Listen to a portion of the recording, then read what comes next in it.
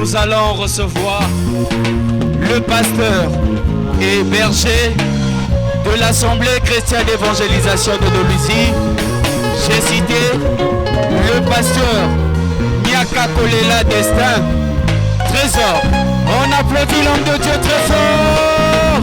On agite les drapeaux, on agite les chapeaux, on agite tout ce qu'on a pour accueillir l'homme de Dieu. Alléluia. Agitez, agitez, agitez, agitez,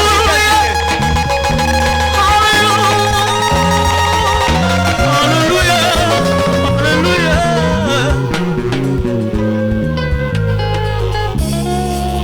Est-ce qu'il est vivant? Est-ce qu'il est ressuscité? Il est vivant. Qui? Jésus-Christ comme Prince Michel. Qui? Jésus-Christ comme Prince Michel. Ouh! Est-ce qu'on peut acclamer fort pour le Seigneur de gloire? Alléluia. Alléluia.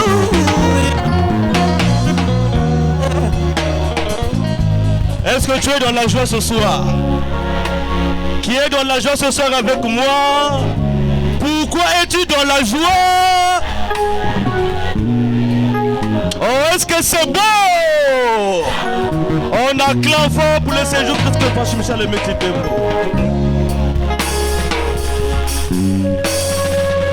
Évidemment, chaque chose a son temps. La Bible déclare que l'adoration passera, la louange passera, mais ce qui demeurera éternel, c'est la parole.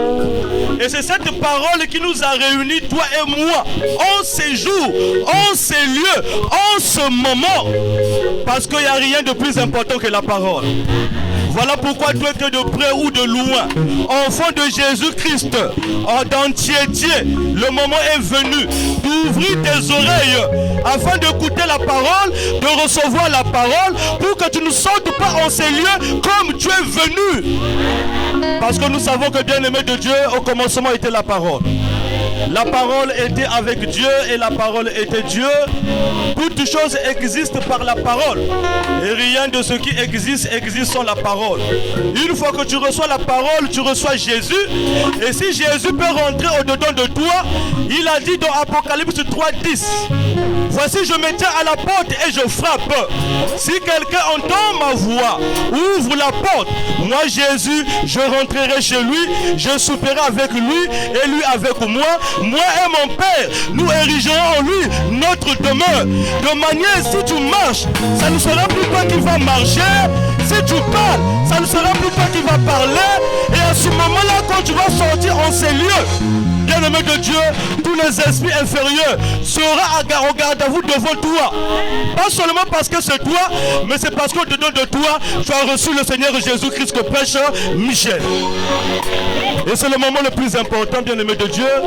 Voilà pourquoi très respectueusement nous allons prendre place, tout en restant concentrés dans la méditation et que le Christ que prêche Michel encore ce soir, lui qui a bien voulu que ce moment soit possible, malgré les vents et marées, malgré les difficultés, mais nous croyons une seule chose, que quand Dieu décide de faire quelque chose, qu'il pleuve, qu'il monte, qu'il neige, bien-aimé de Dieu, la volonté de Dieu finit toujours par s'accomplir. Et c'est cette volonté qui a fait en sorte que nous soyons ici présents, nous soyons ici présentes. Alléluia. Alléluia. Alléluia. Merci beaucoup. Nous allons certainement répondre à cette question parce que notre thématique, c'est même une question. Qui a le droit d'ouvrir une église et de conduire les enfants de Jésus-Christ? Pourquoi nous avons choisi ce thème? Ce thème, nous l'avons choisi non au hasard. Il y a des raisons qui nous ont permis, des raisons qui a permis à Dieu, le Seigneur Jésus-Christ, d'inspirer à son serviteur de prêcher ce thème. Et ce thème a pour objectif d'ouvrir les yeux des enfants de Jésus-Christ. Parce que nous savons à la lumière des Écritures que le ténèbre ne régnera pas toujours. Il y a un temps pour l'ignorance. Il y a un temps où tu reçois la vérité et l'ignorance passe, bien-aimé de Dieu. Tu étais dans l'ignorance parce que tu n'avais pas encore reçu la possibilité de recevoir la vérité. Et nous disons que vous connaîtrez la vérité vous affranchira. Alléluia. Nous avons beau prier, nous avons eu la volonté de fréquenter ces lieux qu'on appelle des églises. Malheureusement, à la fin, nous étions dessus. Il y a même de ceux-là qui ont commencé à dire, en tout cas, je ne veux plus prier. Jésus n'existe pas. Dieu n'existe pas. Ce n'est pas de ta faute, mon frère. Ce n'est pas de ta faute, ma soeur. Parce que tu n'as jamais fait la rencontre d'un véritable envoyé. Voilà pourquoi la Bible déclare que nombreux l'ont trouvé en tâtonnant. Tu as tâtonné hier, mais aujourd'hui la grâce t'est accordée de recevoir la vérité. Une fois que tu vas recevoir cette vérité, bien-aimé de Dieu, tu seras certainement affranchi. Le constat que nous avons fait, bien-aimé de Dieu, c'est ce qui se font dans des églises. Alléluia. Alléluia. Permettez-moi une fois de plus. La parole de Jésus est adressée à ses enfants. Quand la parole sort, ça fait plaisir aux enfants de Jésus-Christ. Mais ceux qui ne sont pas enfants de Jésus-Christ, quand ils écoutent la parole, automatiquement c'est la colère. Automatiquement c'est des pensées négatives, bien-aimés de Dieu. Mais je pense que nous qui sommes là présents, nous qui sommes là présentes, nous sommes tous les enfants du Seigneur Jésus-Christ. Le constat que nous avons fait, parce que la vérité ou la parole, bien-aimé de Dieu, a été retirée dans les églises. Et nous avons vu des pratiques sataniques. Nous avons vu des pratiques sorcelleriques. Nous avons vu des pratiques qui ne manent pas à la volonté du Seigneur Jésus-Christ. Nous avons vu des pratiques à la lumière des Écritures. Ces pratiques-là ne cadrent pas. Et c'est par rapport à ce constat que nous avons fait que nous avons véritablement choisi ce thème afin véritablement d'ouvrir les yeux des enfants de Jésus-Christ. Est-ce qu'on acclame pour le Seigneur? Toi qui es là, tu seras d'accord avec moi ce soir parce que tu as déjà eu à fréquenter des églises. Aujourd'hui, là et maintenant, je veux soulever quelques constats que nous avons faits avant véritablement d'expliquer, d'exposer sur le thème. Un thème capital, un thème très important, un thème primordial pour un enfant de Jésus. Parce que si tu ne sais pas qui peut ouvrir l'église, pour conduire les enfants de Jésus-Christ, tu peux courir le risque d'adorer une divinité qui ne t'appartient pas. Jésus pouvait dire à la femme samaritaine, vous adorez ce que vous ne connaissez pas, nous adorons ce que nous connaissons. Quel est le Dieu que la femme samaritaine adorait, qu'elle ne connaissait pas? Quel est le Dieu Jésus adorait, mais qu'il connaissait? Donc à ce moment-là, nous nous rendons compte qu'il n'y a pas qu'un seul Dieu par rapport à ce texte. Donc il y a deux divinités. Il y a un Dieu que la femme samaritaine est en train d'adorer. Il y a un Dieu que Jésus-Christ était en train d'adorer. Il est mieux d'adorer un Dieu que tu connais. Si tu as des 1 million, tu ne donneras jamais des 1 million là à un passant de la route que tu ne maîtrises pas. Parce que de peur que mes 1 million là, la personne puisse me voler ça. Si tu veux protéger les 1 million qui sont charnels, mais bien aimé de Dieu, ton esprit, ta vie spirituelle vaut plus que des millions. Donc si tu peux confier ton argent charnel, périssable à une personne de confiance, c'est que ta vie aussi, il faut confier ça à une personne de confiance. Mais pour savoir que cette personne, c'est une personne de confiance, le testeur est venu, le baromètre est venu, la connaissance autant convenable qui permettra à tout enfant de Jésus de ne plus prier par ignorance, mais de prier par la connaissance. Nous avons constaté dans les églises, Jésus-Christ en chair, il était sur la terre. Il était en face des démons. Et quand les démoniaques voyaient Jésus venu depuis de loin, le démoniaque commençait déjà à trembler parce que la présence de Jésus était pour eux un danger. Et au fur et à mesure que Jésus s'approcha, les démoniaques étaient en train de trembler. Au fur et à mesure que Jésus s'approchait, les démoniaques étaient en train de trembler. Et à ce moment-là, les démoniaques disent à Jésus, qu'y a-t-il entre toi et nous? Notre heure est déjà arrivée. Jésus n'a répondu ni I. Jésus n'a répondu ni A. Et aussitôt, ils ont compris que Jésus certainement avance à cause de cette personne-là. Et ils ont dit à Jésus, comme c'est cette personne-là que tu veux, n'avance pas ici, mais permets-nous de sortir dans ce corps-là et de rentrer dans le pourceau. Et ils sont rentrés dans le pourceau, les pourceaux sont rentrés dans l'eau et ils sont allés mourir là-bas. Alléluia. On n'a jamais vu Jésus discuter avec un démon, le véritable Jésus de la Bible, et que les démons disent à Jésus que je ne sors pas. Mais aujourd'hui dans les églises, nous constatons qu'un pasteur envoyé de Jésus, il se lève dans l'église. Il commence à agiter de la puissance. Il commence à manifester la puissance. Il va dire à quelqu'un qui s'agite, soi-disant un démon. Il va dire à ce démon-là, démon, sors. Le démon va dire au pasteur, je ne sors pas. Nous, on se pose la question de savoir si le véritable Jésus, quand il s'approchait devant le démon ne pouvait pas résister. Aujourd'hui, on se rend compte, ça c'est quel pasteur qui est rentré dans l'église, auquel même le démon n'obéisse pas. Si c'est Jésus qui t'a envoyé, c'est que Jésus est au-dedans de toi. Et si Jésus est au-dedans de toi, la même réaction qu'il y a eu hier face au véritable Jésus lui-même face au démon, c'est la même réaction qui sera aussi avec toi si c'est un démon qui est devant de toi. Comment est-ce que tu es pasteur, envoyé de Jésus, tu viens devant un démoniaque, tu dis au démoniaque, démon sors. Le démon te dit, et toi et ton Jésus, je ne sors pas, je refuse. Donc on se pose la question de savoir, il y a maintenant deux types de Jésus. Le véritable Jésus là et le Jésus d'aujourd'hui dans les églises, ce n'est plus le même Jésus, c'est qu'il y a quelque chose dans l'église là-bas. Parce que là où il y a un démon, là où il y a Jésus, le démon ne peut pas venir. Parce que le démon sait que la présence de Jésus est un danger pour moi. Et si on se rend compte dans une église, alléluia, dans une église, on chasse les démons. Donc nous on se dit que dans cette église-là, ça c'est la maison des démons. Parce que là où est Jésus, le démon ne peut pas résister là-bas. C'est impossible. Ça c'est un premier constat. Voilà pourquoi nous voyons dans les églises, démon, lundi démon sort, mardi démon sort, mercredi démon sort. C'est toujours dans toi qu'on sort le démon.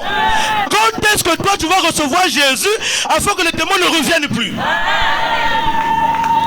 Ça c'est un constat. Nous avons fait aussi un constat, bien-aimé de Dieu. Nous voyons dans les églises quelqu'un bien habillé, une maman avec son sac. Dans le sac, il met des cailloux. Dans le sac, il met des chicottes. Parce qu'il se dit que je vais aller combattre contre Satan. Le combat spirituel. On voit un monsieur bien habillé. Il va à l'église dans la pensée d'aller combattre contre Satan. Et nous avons vu ces pratiques dans l'église. Quelqu'un vient à l'église pour venir écouter, parce que la Bible dit ceci, que celui qui a des oreilles entende ce que l'esprit dit à l'église. Mais aujourd'hui nous avons constaté dans les églises, tu viens, au lieu d'écouter, le pasteur te demande charger, tu charges, tirer, tu tires, charger, tu charges, tirer, tu tires, tu prends le caillou, tu jettes sur un démon, tu jettes sur un Satan que tu ne connais pas. Le combat spirituel vient d'où? Parce que si Jésus est au-dedans de toi, tu ne peux plus combattre. C'est Jésus qui va combattre pour toi, parce que toi tu ne peux pas combattre et vaincre. Lui qui combat pour nous, le Seigneur Jésus-Christ, de combat visible et de combat invisible. Si tu étais fort, pourquoi le jour où le démon venait vers toi, tu n'as jamais combattu? Tu attends venir vers le pasteur pour que le pasteur te donne l'autorisation de combattre. Mais le démon t'a attaqué depuis la maison. Pourquoi tu n'as pas combattu depuis la maison? C'est seulement dans l'église qu'on combat. Dans l'église qu'on ne combat pas.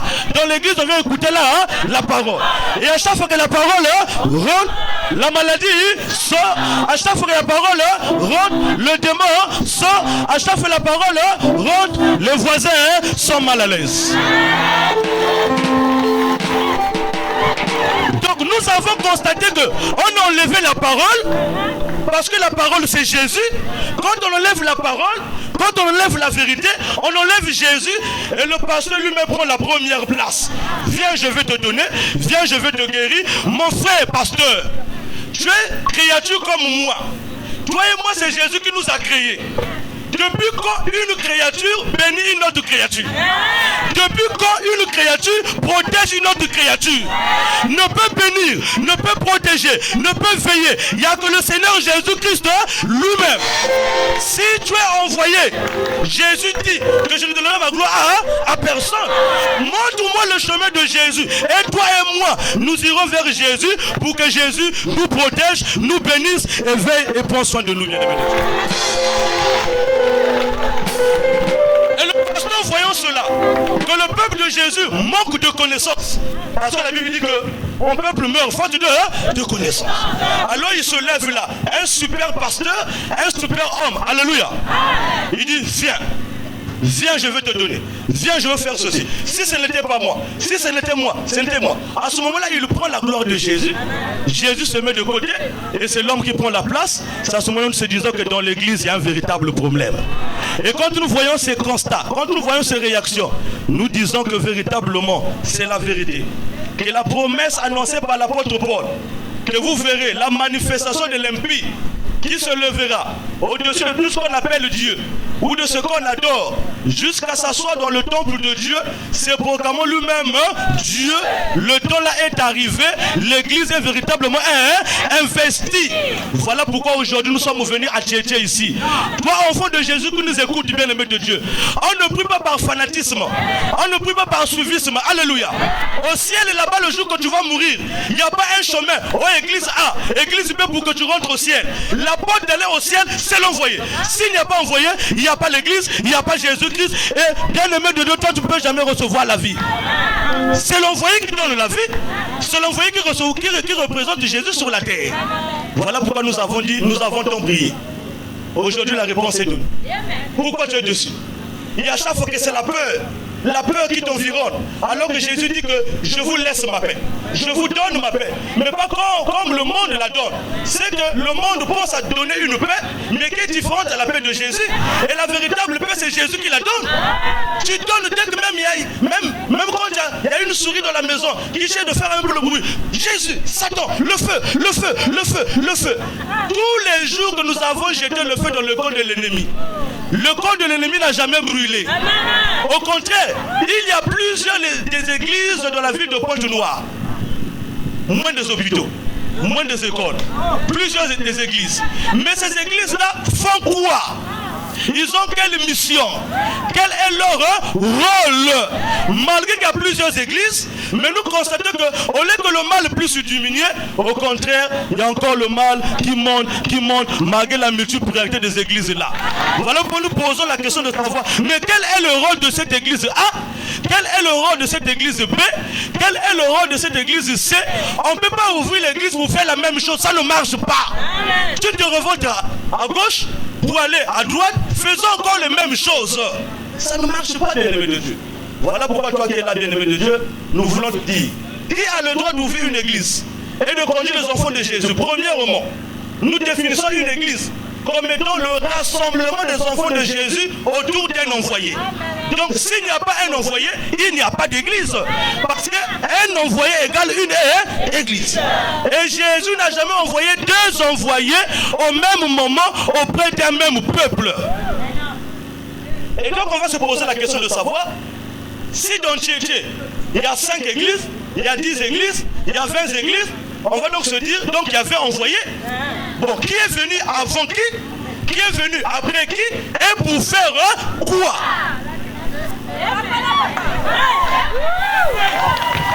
Tu ne peux pas venir sans raison. Si Jésus t'a envoyé, c'est que quelque part, il y a un peuple qui a un problème et Jésus te mandate pour que tu viennes résoudre le problème de ce peuple-là. Et Jésus te donne une parole que tu vas annoncer qui va résoudre le problème du peuple. Au commencement, il était là. La parole était avec eux. Et la parole était Dieu. Dieu se manifestait par la parole. Il a créé toutes choses par la parole. Et même quand Jésus est descendu sur la terre, il pouvait dire, mon fils, tes péchés te sont pardonnés. Lève-toi, prends ton lit et marche. Ma fille, tes péchés te sont pardonnés. Lève-toi, prends ton lit et marche. La parole qui était au commencement, c'est la même parole que Jésus a manifestée pour dire que c'est le même Dieu. Mais comme aussi la parole était au commencement, comme il pouvait dire, je suis le commencement et la fin, l'alpha et l'oméga. Si la parole était au commencement, la parole doit être à la fin. Et quand la parole sera à la fin, c'est là où nous nous rendrons compte que le même qui a créé toutes choses par la parole, le même qui s'est manifesté dans le corps de Jésus, c'est le même qui est revenu encore aujourd'hui là, se manifestant par la parole. Voilà pourquoi nous disons parole plus 0, parole moins 0. C'est la manifestation authentique de Jésus-Christ que prêche Michel aujourd'hui. Donc l'église, c'est le rassemblement des enfants de Jésus-Christ autour d'un homme. Et la Bible dit qu'en quel que soit le cadavre, là s'assembleront les aigles. Les aigles, ce sont les enfants de Jésus.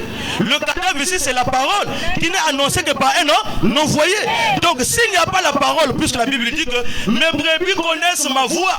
Quand les brebis entendent ma voix, les brebis accourent. Qu'est-ce qui attire un enfant de Jésus? C'est la parole qui est une vérité. Et quand tu arrives tout autour de l'envoyé, et c'est là le commencement d'une église. Il y a aussi de l'autre côté un cadavre pourri qui attire non les aigles mais le corbeau. Et quand le corbeau aussi arrive là-bas, autour de ce cadavre pourri là, annoncé par un imposteur, là-bas aussi on va dire que c'est une église. En fait, ce n'est pas une véritable église. Parce que la véritable église, c'est là où est prêchée la parole de vérité annoncée par son envoyé. Et comment reconnaître un homme? Parce que je suis élève, je suis envoyé. Jésus m'a envoyé. Comment allons-nous faire la différence entre la personne que Jésus a envoyée et la personne que Jésus n'a pas envoyée? On reconnaît un envoyé de Jésus-Christ parce que j'entends là, les frères et sœurs, non, moi ce jour-là, j'ai dormi, j'ai fait un songe. Dieu m'a montré ce pasteur-là. Il est en train de prêcher. Ah, c'est lui le véritable pasteur. Le chemin des songes, ça doit aussi peut utiliser ce chemin-là. Ce n'est pas au travers des songes que tu vas reconnaître celui-là est vrai ou non. Mais il y a une connaissance. Parce que la Bible dit que vous avez prouvé tout ce qui se dit apôtres, mais qui ne le sont pas. Et que vous avez trouvé menteur. Qui est menteur, qui n'est pas menteur. Comment reconnaître un envoyé de Seigneur Jésus-Christ? C'est celui-là qui a un permis de 5 cachets. L'envoyé de Jésus doit avoir un peuple qui n'a jamais reçu d'envoyé. L'envoyé de Jésus doit avoir un message qui n'a jamais été prêché et qui ne contredit pas la nature. L'envoyé de Jésus doit avoir une mission qui n'a jamais été accomplie. Il doit avoir ses propres travaux et à la fin, une promesse qu'il a annoncée. S'il n'y a pas ces 5 cachets, mon frère, ma soeur, toi qui pries, pose la question à ton pasteur.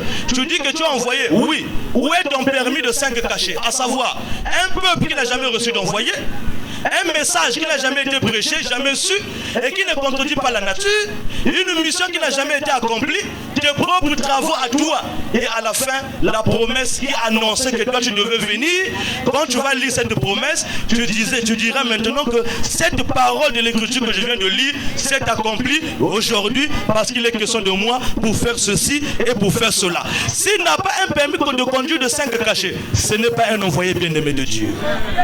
Alléluia. Alléluia. Est-ce qu'il est vivant? Est-ce qu'on peut acclamer une fois pour le Seigneur Jésus-Christ qu'on passe chez Michel? C'est en cela que nous voyons. Quand Jésus envoie, Matthieu 10,5, tels sont les 12 que Jésus envoya. Après leur avoir donné des recommandations suivantes. N'allez pas vers les païens, n'entrez pas dans les villes des Samaritains, mais vous allez plutôt vers les brebis perdues de la maison d'Israël. Allez et prêchez, dites que le royaume de Dieu est proche. Donc quand Jésus t'envoie, il doit te montrer là où tu dois partir et il doit te donner un message que tu auras prêché là-bas. L'envoyé de Jésus prêche. L'envoyé de Jésus vient avec un message. Purifiez les lépreux. Vous en avez reçu gratuitement, donné aussi gratuitement. Il dit, tels sont les signes ou les miracles qui accompagneront ceux qui auront cru. En mon nom, ils imposeront le main aux malades et les malades seront guéris. Aujourd'hui même, cette parole de l'écriture qui est écrite noir sur blanc est mal interprétée dans les églises. La Bible dit que voici les signes qui accompagneront ceux qui auront cru. Les signes accompagnent celui qui a cru. Les signes n'accompagnent pas celui qui prêche. Soit tu prêches, Il y a des gens qui t'écoutent qui vont croire au message que tu prêches et c'est à eux de manifester les signes que Jésus avait dit. Alléluia. Voilà pourquoi l'apôtre Pierre prêchait et ceux qui croyaient au message de l'apôtre Pierre, ce sont ceux-là qui devaient imposer les mains aux malades et les malades devaient être guéris. Mais aujourd'hui on voit dans les églises, le pasteur prêche. Après avoir prêché, il croit à sa parole. Après avoir cru encore à sa propre parole, il descend maintenant de la chaise pour venir t'imposer les mains. Ce n'est pas au pasteur d'imposer les mains, mais c'est à celui qui a cru.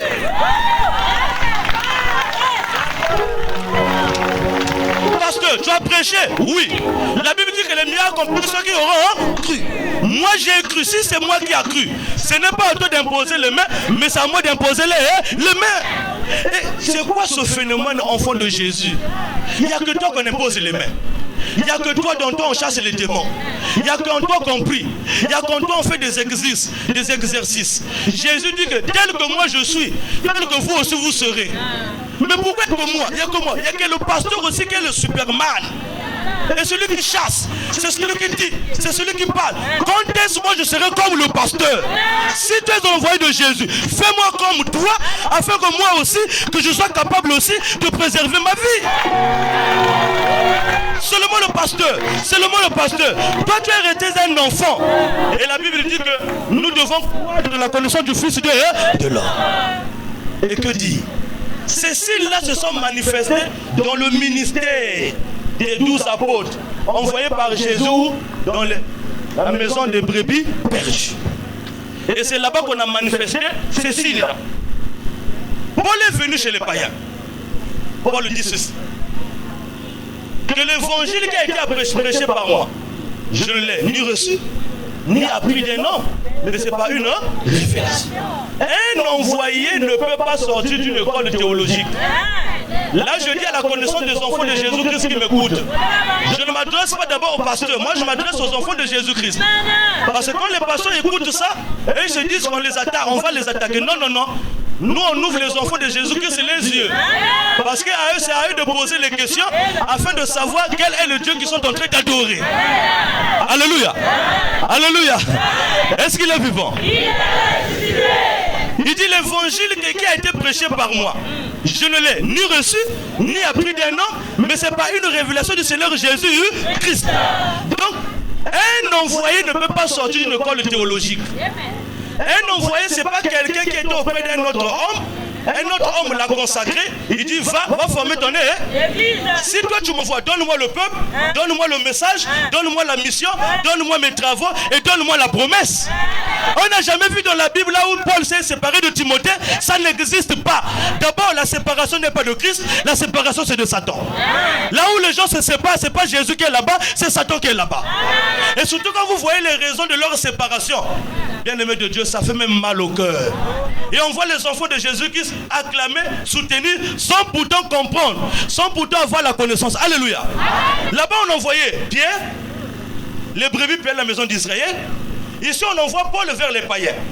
Et quand Paul vient vers les païens, il dit ceci: laissons les éléments, Hébreux 6, laissons les éléments de la parole de Christ tendant à ce qui est parfait, sans poser de nouveau le fondement, au renoncement des œuvres mortes, de la foi en Dieu, des doctrines de baptême. C'est ce que nous ferons si Dieu le permet. Donc quand on arrive avec l'apôtre Paul, il a un peuple différent aux 12, son peuple, les païens. Il a un message différent aux 12, la prédication de la croix. Et il a une mission, c'est de réconcilier les païens à Christ. Il a aussi ses propres travaux. Il n'a jamais manifesté les travaux qu'on a donnés aux 12 apôtres. Là-bas, eux, ils avaient leurs travaux. Lui aussi, il avait ses travaux. Voilà pourquoi il avait dit ceci: vous êtes envoyés, je suis envoyé. Vous avez reçu des recommandations. Moi aussi, j'ai mes recommandations à moi. Et donc, moi, on ne m'a jamais dit d'imposer les mains. Il dit, laissons l'imposition des mains, laissons la doctrine de baptême. C'est ce qu'on fera si Dieu le permet. Mais attendons à ce qui est parfait. Et lui, quand il est arrivé, on a vu que la manifestation était différente. Deux envoyés, deux messages différents. Nous avons deux peuples différents, deux missions différentes et des travaux différents, à la fin, des promesses aussi différentes. Alléluia. Alléluia. Est-ce qu'il est vivant? Et donc, bibliquement, il existe seulement deux peuples. Les Israélites ont déjà reçu Pierre. Les païens ont déjà reçu Paul. Aujourd'hui, si quelqu'un se lève disant que je suis un envoyé, nous on va poser la question de savoir, tu es envoyé, oui. Mais premièrement, Jésus t'a envoyé vers quel peuple? Si tu n'as pas de peuple, c'est que tu n'es pas un envoyé. Tu dois avoir ton peuple, ton propre peuple. Et c'est quoi ton peuple? Voilà pourquoi curieusement nous disons, bien aimé Dieu, simplement, si tu es parent, pour envoyer ton enfant, mais tu ne peux pas envoyer ton enfant comme ça. Tu vas dire, Jean, viens, je t'envoie. Si l'enfant est intelligent, l'enfant va te dire, papa, tu m'envoies où? Tu dois dire à l'enfant, non, je t'envoie au marché. Va acheter le makwala à 500, le fumbu à 100 francs, l'oignon à 50, le dongo à 50, l'huile à 100 francs, cube à 25, céleri à 25. Tu lui donnes une liste des choses que lui va aller acheter au marché. Dès que lui va acheter ça, il revient vers toi. Ah papa, je reviens du marché, voilà ce que j'ai acheté. Et quand papa va regarder ça, il va voir, oui, il y a le makwala à 500, il y a le dongo, il y a le fumbu, il y a le foufou à 200, il y a le cube, il y a le céleri, tout est là. Il dit, ah, mon fils, tu as accompli ta mission. Donc quand Jésus envoie, il doit te dire, il t'a envoyé où pour aller faire quoi?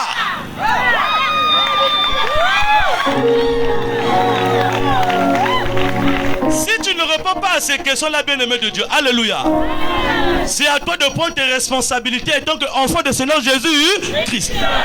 Pierre, c'est un envoyé. Nous avons dit, il a un peuple. Il a un message. Il dit, allez plutôt vers les prébis perdues de la maison d'Israël. Allez et prêcher que le royaume de Dieu est. Paul aussi, c'est un envoyé, non? On l'a envoyé vers les païens avec la prédication de la croix.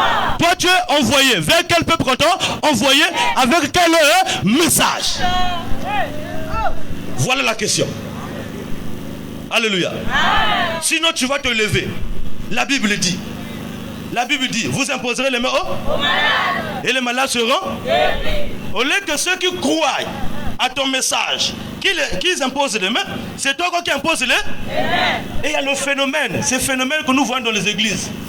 Quelqu'un qui se lève, rokokokoko shoko baba baba baba. Roko shoko koko baba baba baba. Rokoko shoka baba, ça veut dire quoi? Je ne viens pas dans l'église pour venir écouter rokoko shoko baba baba. Et on voit le pasteur et le modérateur. Rokokokoko, rokokokoko, rokokokoko, rokokokoko, rokokokoko, rokoko. Et les gens acclament. Mais tu dis rokokokoko, ça veut dire quoi? Moi je dois écouter. Je dois comprendre pour mettre en application afin que je reçoive les faveurs de Dieu dans ma vie. Ça vient d'où? Oh non, ce sont les ongles, la langue du ciel. Ah bon, la langue du ciel, d'accord? J'accepte. Quand est-ce que tu étais au ciel pour aller apprendre ça? Et au ciel là-bas, qui était ton professeur? Est-ce que c'est Moïse? Est-ce que c'est Jean-Baptiste? Est-ce que c'est Pierre? Qui t'a appris ça? Et nous voyons dans les églises, soi-disant que ce sont les langues du ciel.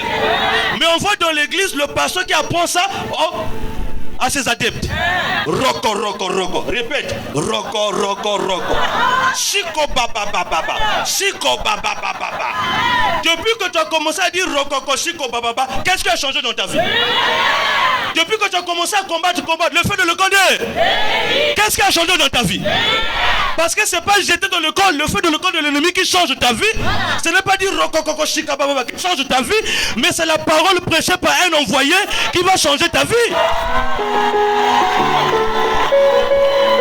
C'est pourquoi nous disons, seul un envoyé qui a le pouvoir de déplacer l'esprit d'un enfant de Dieu d'un point A à un point B. Tu te trouves où? Point A. Mari de nuit, femme de nuit, ça ne marche pas, malédiction, ça ne marche pas, compliqué. Je ne peux pas bien dormir. À chaque fois que je dors, on ne fait que me suivre dans le songe. Quand le foyer vient, qui te prêche la parole. Afin que quand tu reçois la parole de l'envoyé, il dit quand la parole rentre, qui rentre en toi? Christ. Et quand Christ rentre en toi, tu quittes d'un point à un point. Ici tu as vu les maris de nuit, femmes de nuit. Ici tu n'auras plus à vivre femme de nuit, mari de nuit. Parce que la Bible dit que si quelqu'un est hors, il est une nouvelle. Les choses anciennes sont. Et voici toutes choses sont devenues nouvelles. On écoute la parole, on confesse des versets, on récite des versets, mais ces versets ne sont jamais vus en nous. Alors que la Bible dit que la parole ou les paroles que je vous ai annoncées sont esprit, sont vie. La parole est esprit, la parole est vie. Quand j'écoute, je dois vivre cette parole afin que je témoigne que c'est la vérité. Et donc ce n'est pas le pasteur qui est quelque chose, mais c'est la parole. Quand la parole est annoncée, que tu reçoives cette parole, elle te déplace d'un point A à un point B. Ici tu étais dans les maris de nuit, ici tu ne seras plus dans les maris de nuit. Voilà pourquoi nous disons, bien aimé de Dieu, il n'y a qu'un envoyé qui peut faire ça. Et la Bible déclare, celui qui reçoit un juste en qualité de recevoir la récompense d'un. Celui qui reçoit un prophète en qualité de recevoir la récompense d'un. Celui qui reçoit un imposteur en qualité d'imposteur recevoir la récompense d'un imposteur. Mais celui qui recevra un libérateur en qualité de libérateur sera libéré.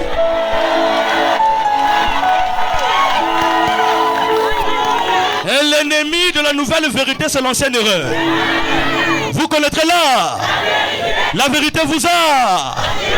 Si quelqu'un pense connaître, il ne peut plus connaître. Il n'y a que celui qui ne connaît pas qui peut apprendre.